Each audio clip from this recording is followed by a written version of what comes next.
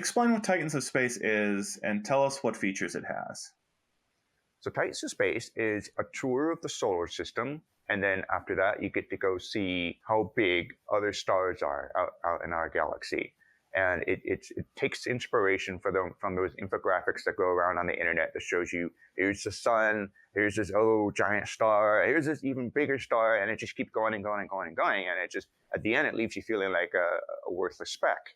And at the same time, there's so much information to be shared about what we've learned about the solar system and all the different probes going around to the different planets and moons as of late, that it's exciting to sort of pull together all those new bits of information into a nice, tidy, curated form, and let the players sort of immerse themselves as long as they want to learn about all these different things.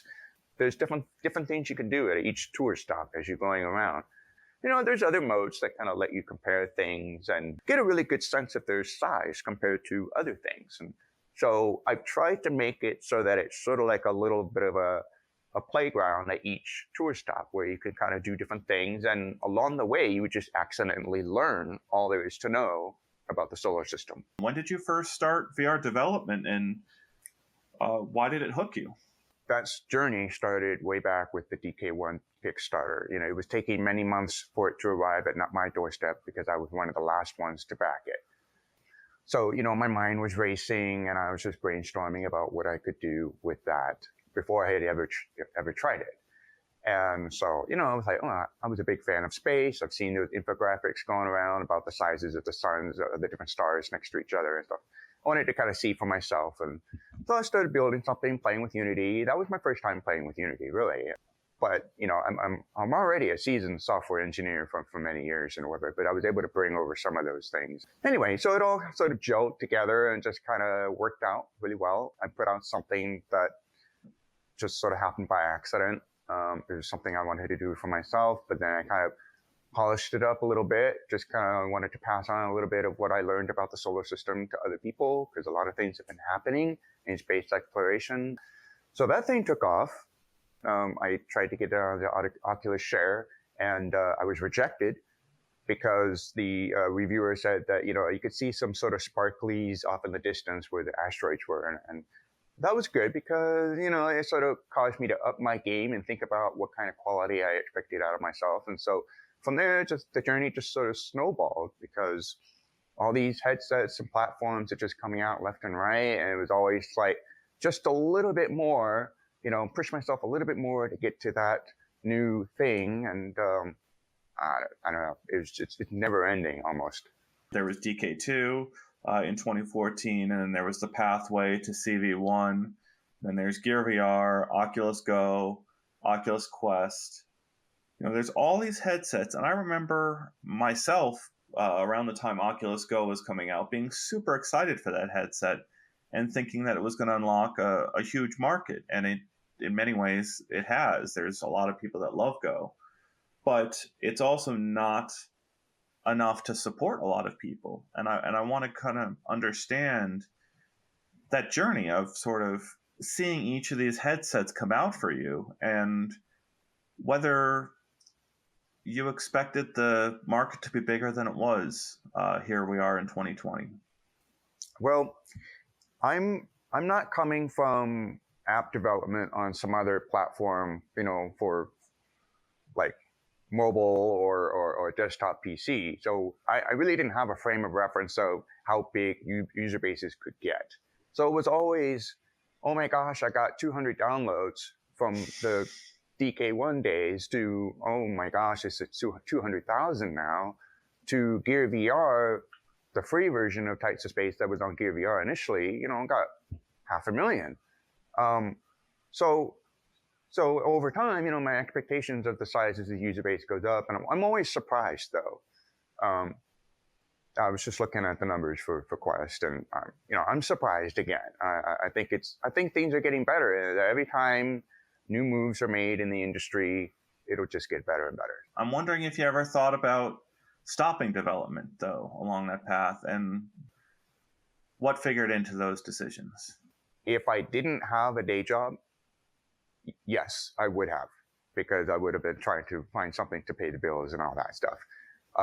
But thanks to the day job, in the nights and evenings and sometimes weekends, whatever, whenever I didn't, whenever I could reasonably not spend time with the family, that kind of thing, then I would be sort of just pounding away on the keyboard and then trying to make something out of it. Even so, I would never stop tinkering with it because it's such a glorious hobby to step into something that you create. So, I mean, even if it's not commercially viable, even if it weren't commercially viable, I would still be playing with it. I always assume there's a lot of people that want to get into this at some point, that want to find what that path is. Mm-hmm. What would be your recommendations if someone is out there looking at this and wants to get into VR development now? Speaking from an indie perspective, at the very least, you need to have an interest in graphics programming, 3D graphics. It's very helpful to know C# or some whatever scripting language is used in the game engine you're using. It's very helpful to know that because that's where you get the power to do the things that you really need to do. Good VR experiences stand out when you pay enough attention to those little details so that it's not just janky and whatever. Because that's where things really start to shine, right? When the user isn't taken out by small little things. I personally love Unity just because it's kind of bare bones. You get out of it what you put into it. And it's come such a long way. I'm always surprised at how much collaboration was done between the major players in the VR space to optimize the rendering pipeline and to make things easier and easier. In some ways, it slid backwards with plugins all over the place and just too many platforms. But as a whole, it's pretty amazing. However, if you're looking for like a full-time role in the VR industry, like for looking for a studio or whatever, they've been looking for C# C++ experience, Unreal, and low-level stuff for Unity as well. How did you approach making sure this flight through space was comfortable to people on every different system? And how did you approach comfort over time? Did your understanding of comfort change over time? It helped to experience that discomfort firsthand back at the beginning, but then, just kind of paying attention to what people were saying about the different triggers and the things that kind of push them away. I was fortunate to receive a mountain of feedback over these years. I also took advantage of some playtesting services like Fishbowl VR, which is not around anymore, but that was a very good service. And, you could see people sort of actively commenting on, oh, this part doesn't make me feel good or whatever. And then I would make changes, have them try it again, and I would see some serious differences or whatever. I eventually put together a great, innovative, at least I think it's innovative, comfort mode in Tights of Space. And it's on by default. And, that's worked really well. Explain it. How does it work? Well, so normally when you're in Tights of Space, your cockpit is kind of moving smoothly along a curve, and it can pitch up and down, and, it has acceleration and deceleration and all that stuff. The comfort mode is, you're moving in straight lines. You're always moving forward. It's following the same general path as the normal version, but it's kind of disjointed segments, line segments. So you still get the same cinematic effect of, flying through the rings and the planet on the other side is being revealed, or flying past them. So you can kind of see them going by and everything. And then between the segments, you would have these sort of hemispheres sort of fade in and kind of close, which then sort of guides your attention forward as it closes, so that you're not surprised by what's happening next. And that's worked out pretty well. What was the hardest thing to get running on a mobile processor for you? Tights of Space is basically a bunch of globes. And some people don't appreciate the fact that globes are harder to render than just simple geometrical shapes like cubes and things like that, right? If you want the globe to look better on higher resolution devices, you've got to render more polygons and all that. And then you've got the atmospheric effects overlaid over that, and it just kind of builds up. It kind of piles up. So, little things like making some planets that aren't really kind of close enough to be appreciated kind of swing out over the way, around the other side of the sun, disappear kind of thing. Little things like that. I wouldn't say that was the hardest thing to do, but, a lot of the things that I did in the beginning or just done because I was new to this stuff and I kind of had to redo, do it over again, but in a more optimized way. So in that sense, people wouldn't see the difference, except now it performs better and has a better feature on, the different standalone platforms now. I've recommended Titans of Space to everyone I meet as just an amazing introduction to the power of VR, the educational power of VR. But can you explain to me how hard it's been to stand out as an educational experience in the space? Yes, absolutely. It's always been a case where, gee, I wish I was making a game right now. I certainly have a lot of game prototypes sitting around that I would love to take further, but it always seemed like the Titans of Space had done so well in its life that I ought to make sure that it gets all the attention and love that it deserves. Yeah, so Quest, in particular, the most recent launch that I've done is definitely a gaming platform, right? It's being pushed as such, and it's just games. There are plenty of users that are interested in educational experiences. It's just not their primary focus. I have been thinking about doing some things to increase the replayability, maybe introduce some gaming elements, just try to bridge that gap a little bit more, because I think it could do so much better. I don't see a lot of people going through it more than once or twice. And then you always get the people complaining that I can spend $30 on a game for my computer that I'm going to put 100 hours into. And they're using that as a point of comparison to compare a 45-minute experience that feels almost identical to a trip to the planetarium, or better than a trip to the planetarium is the way I've explained it.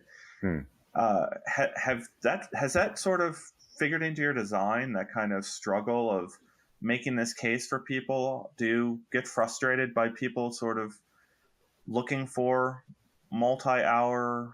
I don't necessarily get frustrated. I mean, it's an understandable thing. When I get into a game for 100 hours, it's because I like that sort of addictive feeling, like, oh, I got to get back in and do the grind some more. I totally understand that. And this is just a different kind of experience where the value comes not from that addictive feeling, but from taking away the emotional experience, the learning component, and all of that. So I have been affected by all this and have decided to grow it a bit, and that's why in the Quest version and the PC VR version, it now has that 2 hours of content with the tour guide character just going into detail about just about everything. And I've tried to make it compelling, where you got some person to kind of watch as he articulates various concepts and things like that. But it does come off as sort of like a classroom lecture at this point because it's so long.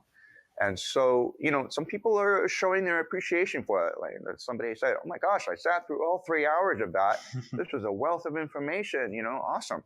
And some are like, I don't know, I couldn't stay focused. And so, there's all sorts of people, and I'm trying to find ways to bring some value to all those different people. At some point, it's a losing proposition, though. The app is already launched. And it's pretty clear you can't have more than one launch unless it's like a new platform like Quest. We've got an entirely new user base to sell to. So, at this point, I don't know how much further I could take things without just, okay, time to make a new title, a new educational title using all the tech I've developed, or time to work on one of the game prototypes. And it's almost like it's hard for me to imagine you doing something other than Titans of Space at this point. But you said you've got prototypes lying around. Have you thought about taking any of those to completion? I mean, it's getting harder now because the longer I wait, the more, AAA experiences are out there just dominating the spotlight. I would hope that I could leverage, what little fame I have with Titans of Space into that, but again, they're very different groups of users probably. So I don't know. I'm not sure. I think it probably makes most sense from a time and business perspective to just continue to make educational titles.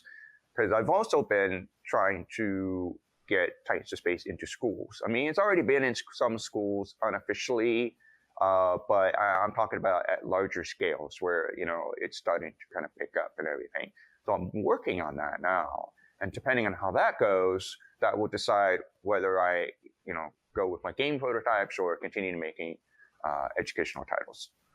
I want to ask about competition and whether that influenced your thinking at all. You're not the only space exploration experience. You're not the only experience out there that tries to get across the scale of the universe.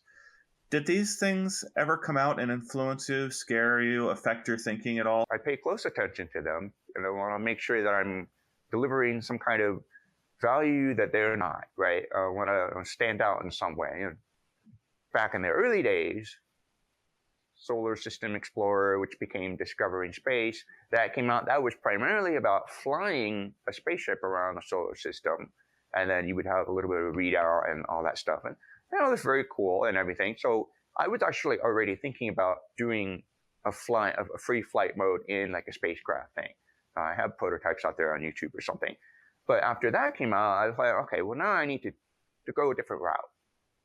So that's why I eventually started doing the 0G thing, where the free flight is now just getting out of your cockpit and flying around like that. And that made more sense in the end because I needed things to sort of stay small. I mean, the reduced scale helps with your sense of perception of how large these things are. The bigger things get, the harder it is to kind of sense that 3D, right? And so you kind of lose that sort of power, that information.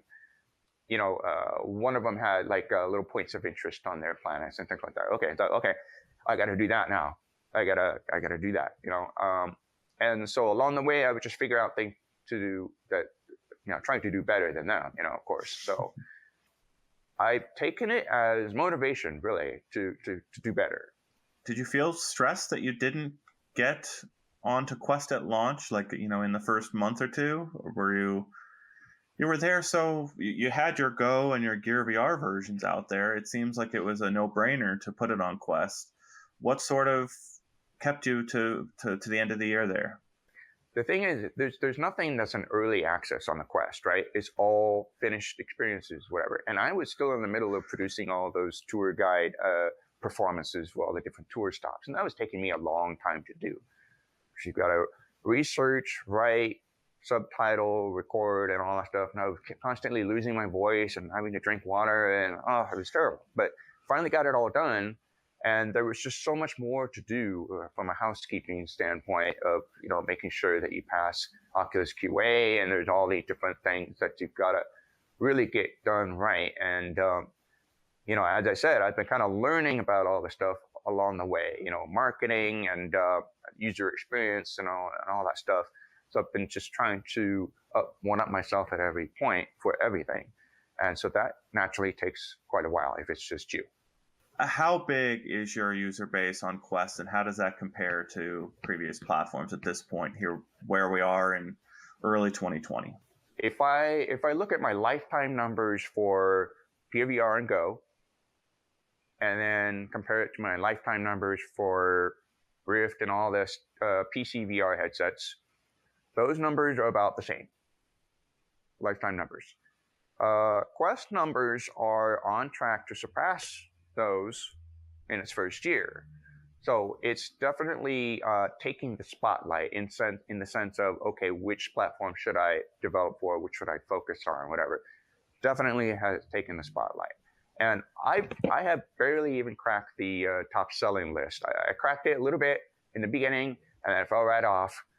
But because there was a store sale happening at the same time as my launch, unfortunately. But in general, I can just imagine how happy all the developers are on Quest. So I'm sure that everybody's kind of scrambling. Okay, let's do some stuff on Quest because that's where it's at now. Yeah. Did you ever experiment with one-to-one scale, showing things at their actual scale? Because everything in Titans of Space is usually shrunk down. You can mess with hand-sized models in some cases, or You've got obviously the sort of basketball or larger size Earth, and then the sun over there that's just enormous scale. But have you ever experimented with showing actual scale so that you can see what the perspective would be on a moon orbiting a planet or an actual spacecraft? I did at one point because I recognized that that was something that a great many people were looking for. You know, what does this look like in real life, kind of thing. And that was the inspiration behind one of the features on the PCVR version, the real distance view. So you go into that mode, you get to see, you know, a flat sphere of what you're looking at, and you get to see other things, and you get to see how far away the sun would look if you were at Mercury. You would get to see how big the different moons are in reality and how far apart they are. The thing is, it gets a little boring at that point because everything's just so big. They're all flat looking. Everything's so far apart. It's very hard to really create a sustained amount of content that is compelling in that case. Now, in the case of something like Elite Dangerous, they do everything at real scale, and they have other things to do, like driving a spaceship and doing all these other things. And Elite Dangerous already did all that stuff so well. I just didn't want to really pursue it and not do as well as Elite Dangerous did. I wanted to focus my resources elsewhere.